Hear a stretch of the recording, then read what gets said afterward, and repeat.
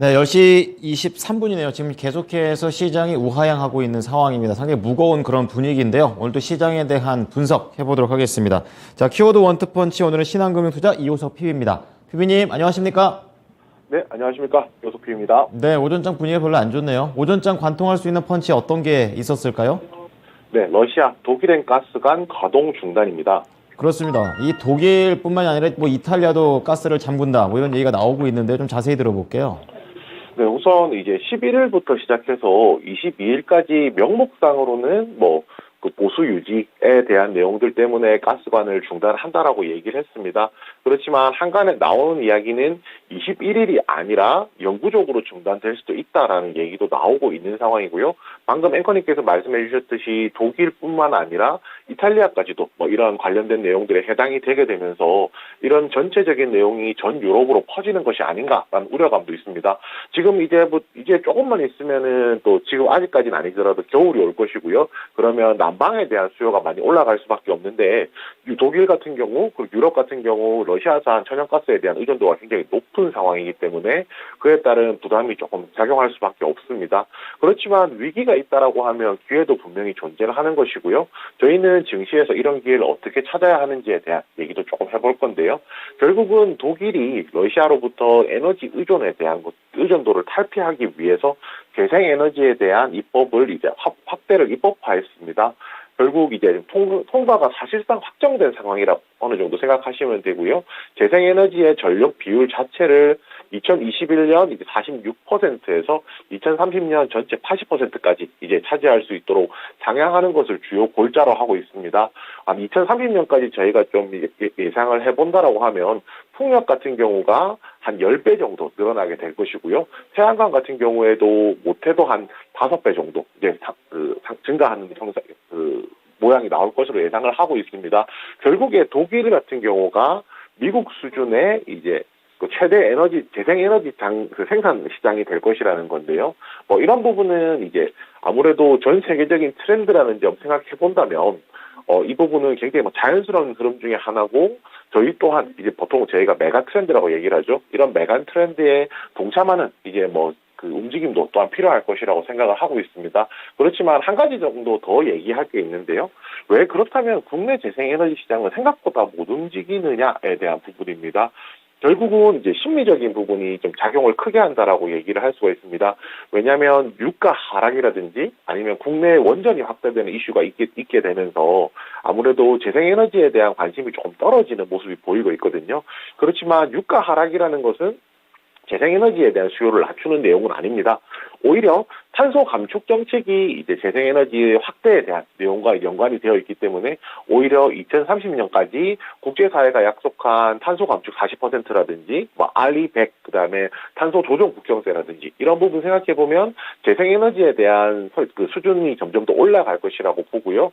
또 신한울 3호기 4호기 같은 경우 신규 원전인데 그 전력 생산이 2031년 정도 돼야지 사실상 가능하거든요. 이런 부분 본다라고 하면 재생에너지에 대한 국내 수요 또한 계속 늘어날 것이고요. 핵심은 여기서 풍력 같은 경우가 이제 주로 이제 해외 시장에 의존을 하고 있었거든요. 오히려 국내 시장은 보너스라는 입장에서 본다라고 하면 신재생에너지에 관련된 산업들 그리고 기업들에 대한 관심은 꾸준하게 지속해야 될 것이라고 판단하고 있습니다. 네, 오늘 시장에서 에너지가 워낙에 움직이고 있기 때문에 그 중에서도 이제 재생에너지 쪽으로 투자의 힌트를 또 잡아주셨습니다. 자, 그럼 오늘 장을 이길 수 있는 펀치 어떤 게 있을까요?